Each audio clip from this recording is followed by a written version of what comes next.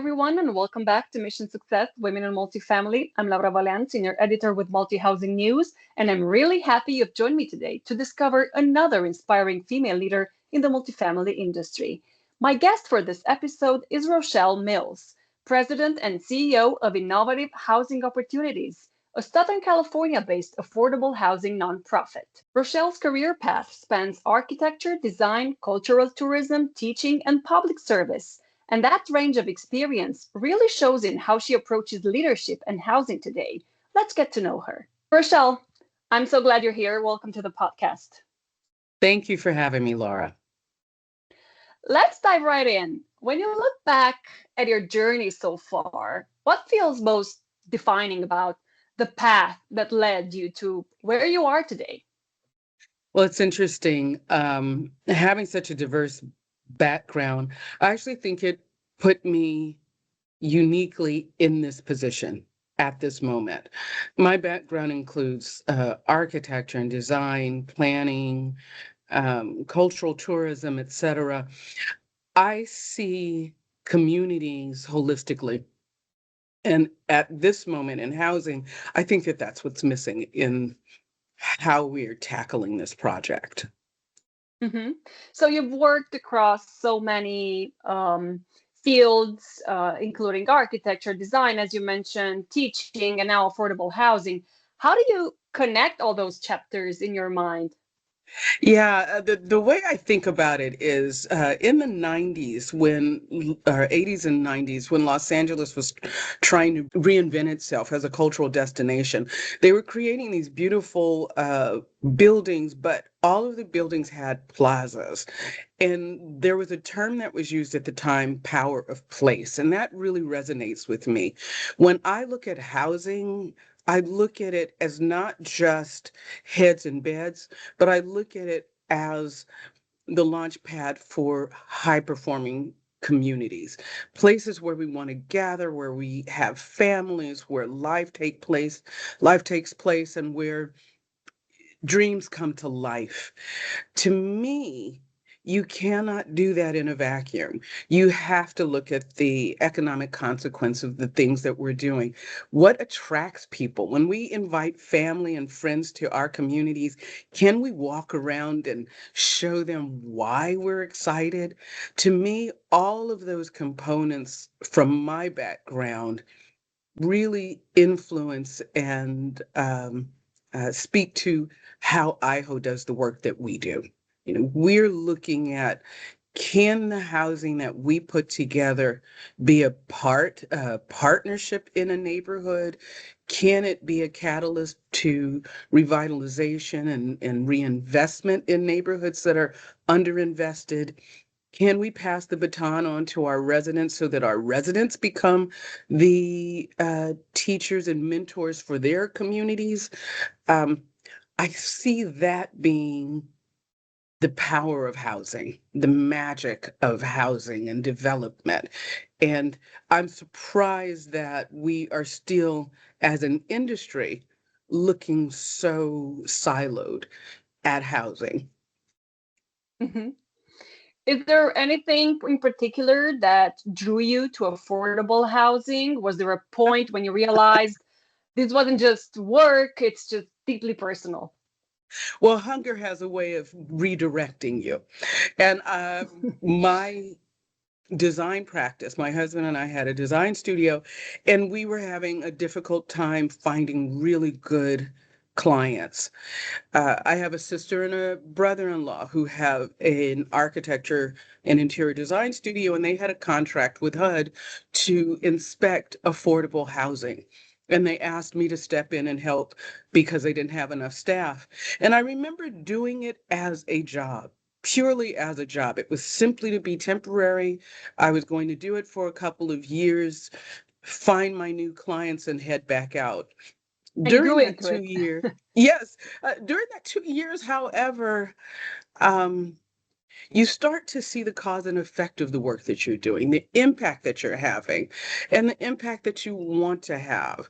I started to see where we we're falling short as an industry, and fortunately had really good mentors on our board. At the time it was a very small organization. We still are a very small organization, but the excitement of being able to look at it again holistically, looking at it from a design perspective, from the social impact, how our residents were responding to us, what cues we could take from them, how we can take the successes that we had in one community and move it to another community.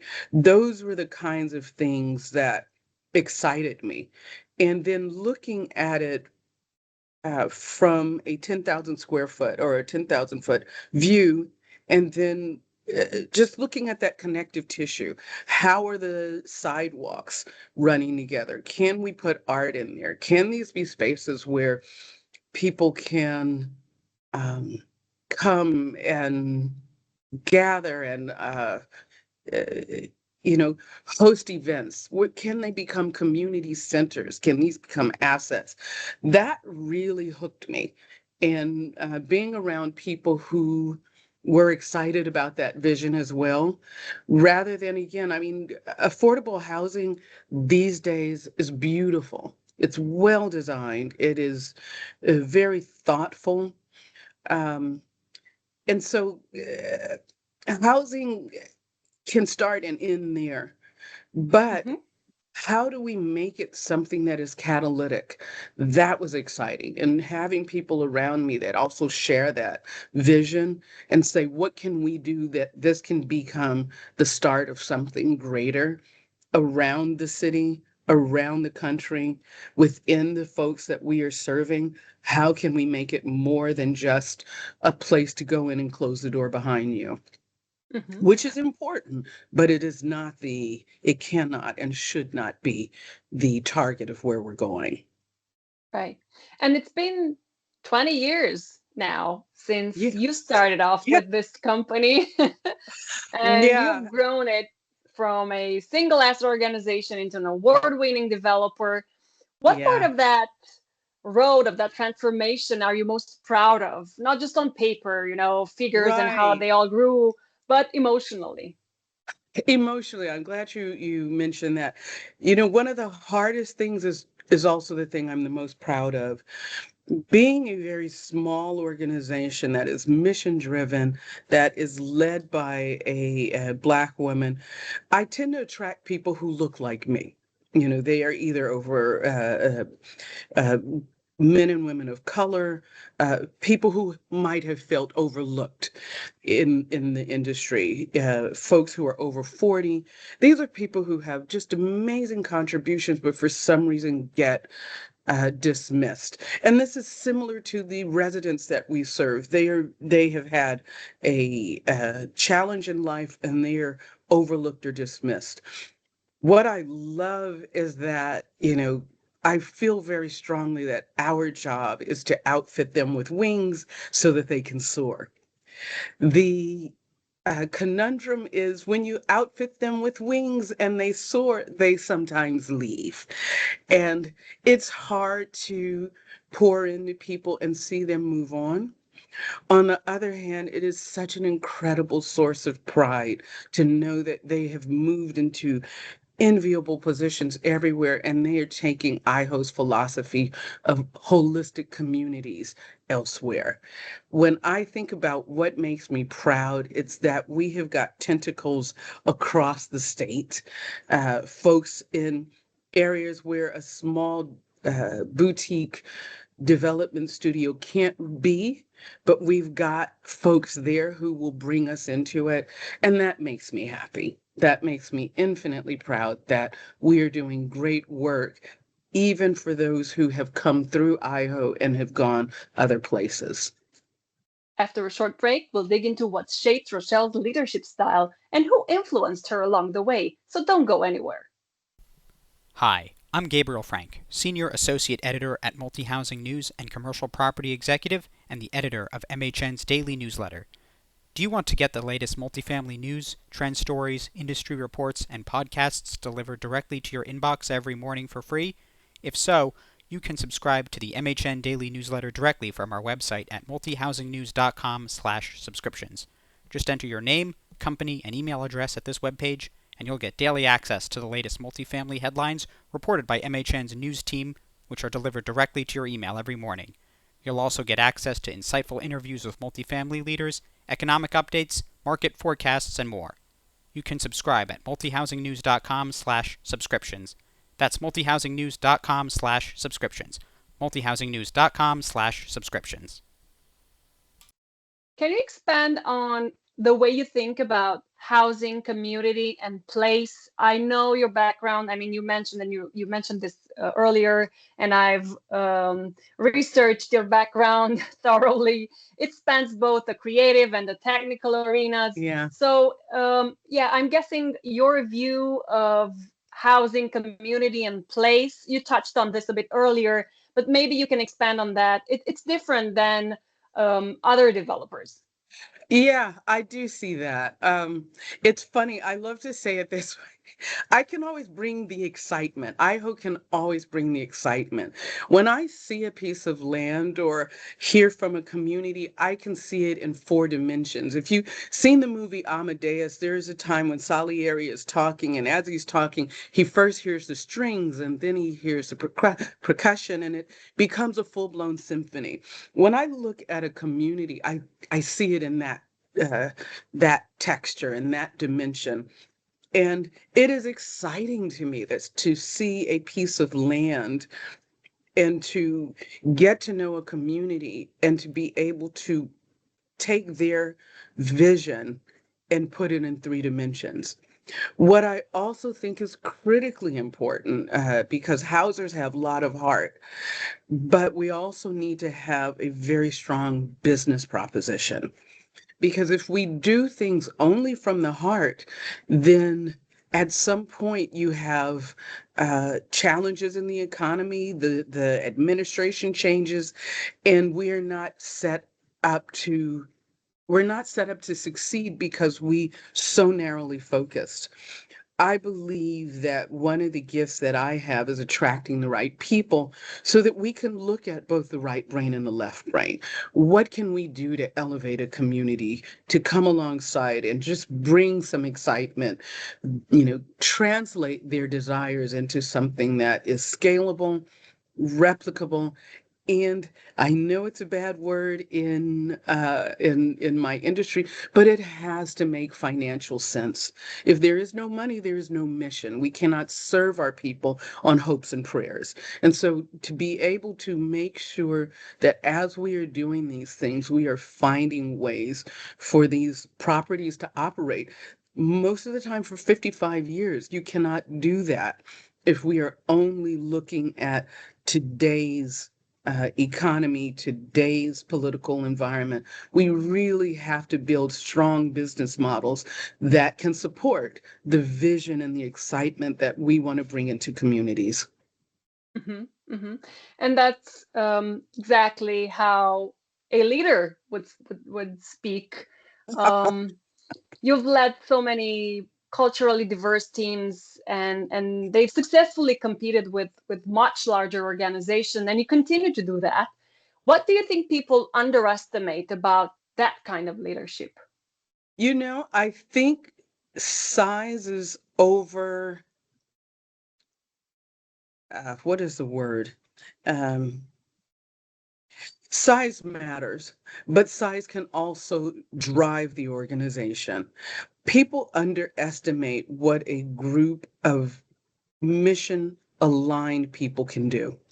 And I am fascinated with some of our colleagues who are for profit, and they have small teams, and they may all look like each other. They may be all white male, they could be all women, what have you, but people don't question their ability to conduct their work. People do question mine. They Mm-hmm. do look at my team and they put limits and handcuffs on us that I feel are unjustified. I feel like our track record speaks for itself. I think people, as as well-meaning as they can be, they really do have difficulty looking at the size and the composition of a team and attributing the talent and the skill that we deserve. Uh, that's something that really bothers me. Even when we're talking about financing and our colleagues will get large grants and Hmm. opportunities and funding, and we get offers of technical assistance. I love a good training program, but we have been well trained.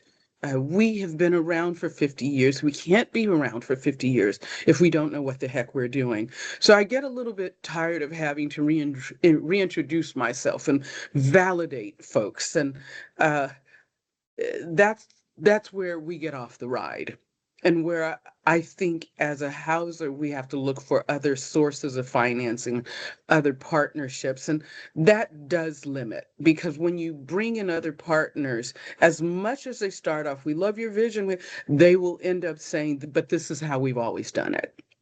Hmm. And this is how we've always done it doesn't excite me or my team, because you keep doing what you're doing, you keep getting what you're getting, and we haven't solved the housing crisis using that method. So what frustrates me is I do believe there is an inherent bias, whether people intend it or don't intend it, that comes from looking and seeing who we are.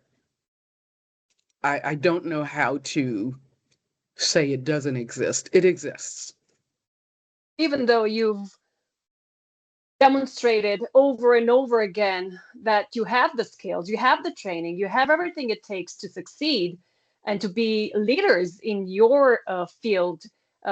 Yes, I understand. There can be all sorts of biases, all sorts of instances when you feel discriminated against. Were there moments in your career when you felt you had to redefine what leadership looked like, either for yourself or for others around you? Yeah, I feel like it is a constant evolution. And one of the benefits of being a small organization is you have that ability to be nimble and flexible. And yes, you have to change and morph. I think that's the only way you can stay relevant and you can stay focused. I'm going to say around and just before COVID was a key moment for me. Just before I became CEO of IHO, I remember wondering, could I get there? Did I have what it took to be a leader? Because I had asked to be a leader of this organization for years, and I would hear from colleagues, well, we're not sure if the community is yet ready for uh, a Black female to lead an organization in Orange County. You'd hear those kinds of things, and it starts to embed where you start to wonder, is it just me? What am I doing? And I remember at that point, I decided to pull together a group of women who looked like me, who I admired, who I was not only an admirer of, but intimidated by. And I asked them, I sent out an invitation and I asked, would you join me for tea? And I called this group Strong Black Tea because I really needed to be around people who I felt needed to know, if I couldn't do it, I needed to tell them why they mattered to me.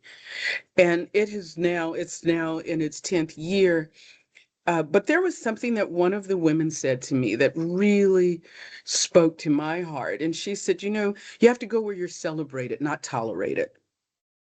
And I thought about that. And I mentioned that to my board. And I said, I have loved working here, but I have to go where I'm celebrated, not tolerated. About a couple days later, the board said, we'd love for you to be the CEO. There is a burden that comes with that as well. If I want to be celebrated, then am I celebrating the staff that I have? Am I celebrating the people that I see around me who I admire? Because maybe they're not feeling celebrated. I mean, there is a respect and responsibility that we have to build the next bench that comes. But it's not necessarily just those who are graduating from college. I think that what we forget as an industry is that there are folks who have spent their career putting their kids through college, and now they have an opportunity to do the thing that makes their heart sing, but they're not being looked at. So am I putting IHO in a position to celebrate them, to bring them into the field, and to help the talent base that we need to be able to do the kind of incredible work that we do? Am I supporting that? And so I really believe the baton of independence to our residents also exists for the baton that we pass on to the next group of folks, no matter their age, race, size, background. What can we do to really impact this industry and to bring about the kind of change that is lasting and sustainable and can make communities that we're all proud of? Mhm. When you started replying to my previous question, you mentioned women you looked up to. Were there any, can you name some names, people who saw something in you early on or maybe later in your career and or challenged you in ways that ultimately changed your trajectory? It's interesting. There are comments that people make offhanded that they don't realize resonates. I remember when I started in this field, as I said, I expected to be here for 2 years, find my high-end clients, and go back into custom single family residential.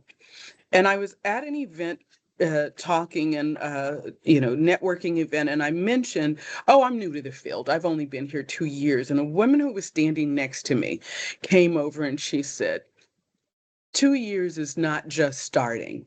You either commit to it or you step out of it. She just Wow, came out and of nowhere. really Hmm. laid down the law, and that changed my trajectory. The work that we're doing impacts lives. If I don't take that seriously, then why am I here? And it was that moment where I said, okay, at this moment, I'm all in. I will no longer look at this as my waitressing job until I get my acting gig. I must commit to having an impact. And it really put me and my organization, that was the year that we did our very first strategic plan, into what is it that we want to do? What is it that we want to be known for, and the legacy that we want to leave behind? Do we want to build housing where we can be proud that we have created lifelong renters? Or do we want to be a conduit for success in their lives without us? And that really changed how we looked at housing. And so there are comments that people will make that really embed. I mean, it made me start to realize as a CEO, you can't be cavalier with the words you're saying because there are people behind them who are impacted by those words. And so we tend to be a lot more intentional. Uh, I have, as a result, become a de facto mentor. And that was an uncomfortable position to be in because a lot of people are looking to you for guidance. And you don't always want to be that position. But you don't always get to say no, because if you're not the person who, outfits them with wings, who's going to come back and do that? So there's an incredible responsibility that my daughter pointed out to me when I was creating Strong Black Tea. Her challenge to me was, well, Mom, if you don't have a support system, what are you going to do about it? And I remember thinking, how dare you speak to your mother that way? I'm just going to whine because that has served me well all these years. And she said, but what are you going to do about it to make sure that no one else feels that way? And so I do believe as an industry, we all have a responsibility to help someone rise. And what are we doing? Are we helping our residents rise? Are we helping our staff rise? Even as an employee to a board, Are we helping our board become better board members? And so that's an incredible burden, but that comment, that just offhanded comment by that one woman changed the trajectory of my career. Hmm. Speaking of responsibility, can you tell me how your experiences, you've served on planning commissions, advisory boards, nonprofit leadership organizations, just to name a few. How have all those experiences shaped your sense of responsibility as a housing Yeah. leader?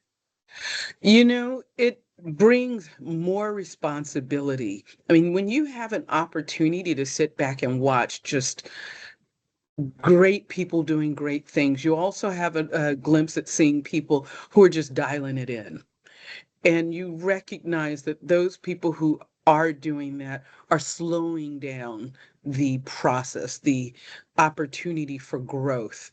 Um, I have served on arts boards, on um, policy boards, on commissions, and there is never a time that there is not a connection. I find like we're all databases that are, in close proximity that we can reach out to.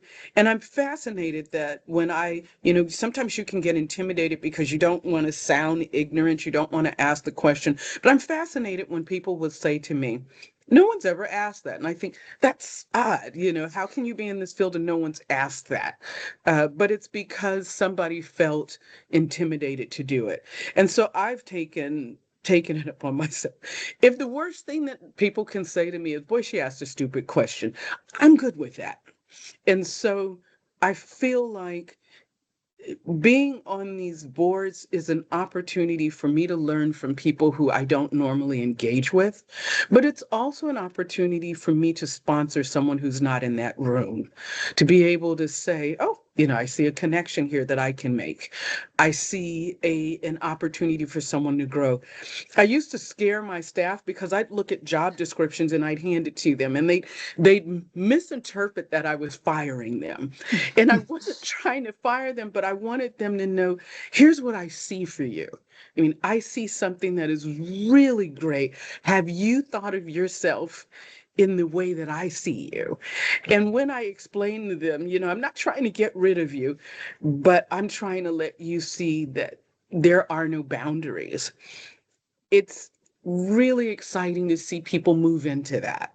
To see people take that step and say, I never saw myself as being able to be a leader, or I didn't realize that someone would consider me for a role like that. And so on one hand, on one hand, it's sad to see people go, like I said, but on the other hand, it's such a source of pride to say, I had an incremental part of moving these people into a leadership role where other people can see, and that they have learned from me that their job is to reach back and pull people along with them. So Hmm. there are so many men and women that have uh, that I've been secret admirers of, and I try to make sure to let them know uh, that they've made a comment that has really registered with me, or that I am following something that they did, because we can be in a really difficult and thankless uh, position in a field that is so difficult, and there's so much controversy about funding for housing, that we need to make sure that everyone knows that they are seen and respected for the work that they're doing. Hmm. Now that you're the CEO, I mean, you've been the CEO of the company for a few years now. What Yeah. had surprised you most about yourself since stepping into this role? Oh my goodness. Um, a friend of mine said, she said, I've come to accept that I am the mom. And I thought, well, I'm not the mom. And then I thought, well, yeah, I guess I kind of am. Um, that surprised me more than anything, because parents see well beyond the child may want a bowl of cereal, but they don't understand how that impacts, if I load up on sugar now, I'm not going to be able to do this, or they don't understand those contingencies. Being the CEO is very similar to that. We're not just trying to keep the business afloat. We also have to make sure that the culture is healthy. We also have to make sure that everybody's families and spouses are taken care of, or that they're raising they're caring for their their parents. That is an incredible weight that even as the vice president of an organization, you don't take that on. The title of CEO adds that level of responsibility that you take to bed at night. Is the decision that I'm making going to impact their ability to take care of their families? I remember saying to our staff, you've got a choice. Would you rather have a cash bonus, or would you rather have us cover the cost of living trust? Well, everybody wants a cash bonus, Okay. but a living trust will take care of them in ways that bonus will not. And we're dealing with people who thought that they had planned for life, but something happened and it derailed them. And so there is a responsibility that I feel as the CEO, that they may not want a living trust, or they may not want to participate in a 401k, but it is our responsibility to make sure that these folks under my care do not end up on the wait list for housing. And so sometimes we've got to give them the unsexy gift and say, we're going to instead invest in your future, because wherever you leave, at least we've set you on the path. And so there are those mom moments where, Mom, I don't like that gift. Well, you know, in 10 years, and you parents say it, in 10 years, you will thank me for this. In Right. 10 years, you will have a 401k, and you will be grateful that someone forced you to look beside the moment. And so there are those kinds of unsexy, unfun, uncool decisions that I find myself making that uh, I hope they appreciate. But I They hope will they in 10 appreciate. years. Yeah. Um, Speaking about the future, when you think about it, both for your organization and the affordable housing space more broadly, what excites you and what keeps you up at night? You know what excites me is the idea that we can put something in a community and it just become such an asset that we no longer are seen as part of it. I'll give you an example. We've got a project, and we believe very strongly in mixed income, mixed population, and if it's in a commercial corridor, mixed use. We just really believe that those are the transformational projects that go into a community. But we cannot get them over the finish line because public dollars do not support higher incomes or home ownership in concert with rentership. So we finally did a project where we took on the affordable component, another developer took on the market rate and moderate income home ownership, and we jointly are doing an adaptive reuse of a gas station and creating a social enterprise. When we talk about housing, the community they're excited, but is that economic component that makes it all the more exciting, because now they've got a hyper local hub that they can walk to. That to me is exciting. The notion that our housing becomes the background, the backdrop for something more embedded in the community, something that, like I had mentioned, they have friends coming over, they can walk over and grab Right. something to eat. They can, the alleyways. We have proposed working with the cities to turn those alleyways into, ground murals where people now walk through instead of alleys becoming places where people dump, they become passageways to other exciting assets that already exist in communities. That excites me. That excites me tremendously. What brings me grief is the fact that we are, as a policy, we tend to believe whatever the flash is right now, all dollars get directed in that direction. Right now, it's permanent supportive housing and chronic homelessness, which is critically important, but it cannot be important to the exclusion of keeping families from falling off the cliff. Mhm. It is less expensive to keep people housed than it is for them to be housed, to rehouse them after they've been unhoused for a year or two. And our policies right now require them to be at that uh, deeper need rather than trying to catch and redirect. That exasperates me that we do not have an opportunity to pull some dollars away and even prove a test case. For a nonprofit developer like me, if we're going to do that, we have to finance it ourselves. Mhm. And that to me is malpractice. We should be doing a yes and instead of all except model. And I would love to believe that we will get there, but it has taken us so long to languish where we are. Uh, it is difficult to stay hopeful, but I believe it's our responsibility to be hopeful. Optimism helps. Yeah. Absolutely. One last question, Rochelle. If someone listening to or watching this conversation is earlier in their career and trying to find work that feels meaningful, Yeah. what would you tell them? What's your message? I would actually say they need to truly understand the why. Why do you feel this way? What is it you want to do? And then go and offer to participate on a board or advisory committee.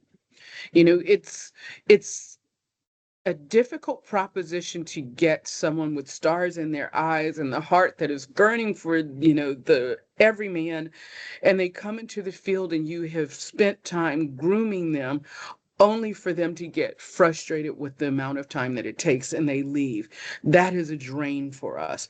But if you truly want to be engaged, see if you can engage as a volunteer, because we may be able to use the talents that you have. You may be able to bring people in to mentor our residents.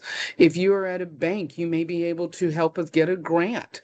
You get to learn the industry, and if that really floats your boat, then you can say, let me find a way to um, get involved in this, get engaged in this. Um, the number of people who call and want to spend some time talking about it, hey, I love a cup of coffee as much as the next guy, but we don't all have time to have those cups of coffee for 2-hour Right. conversations about why life is meaningful to you. Figure it out, come to us with the value proposition, and let's work together. That is my suggestion, and not just for those early in their career, but also those who may be coming from another field and say, at this point in my life, I want to do something meaningful. Do that same thing. Figure out how you can bring those talents to an organization by volunteering. It may not be the component that you want to do, but if you really want to know this field, roll up your sleeves and offer a hand, and that will be your entree. Thank you so much, Rochelle, for joining me today and for sharing your story so openly. Well, absolutely. Thank you for having me.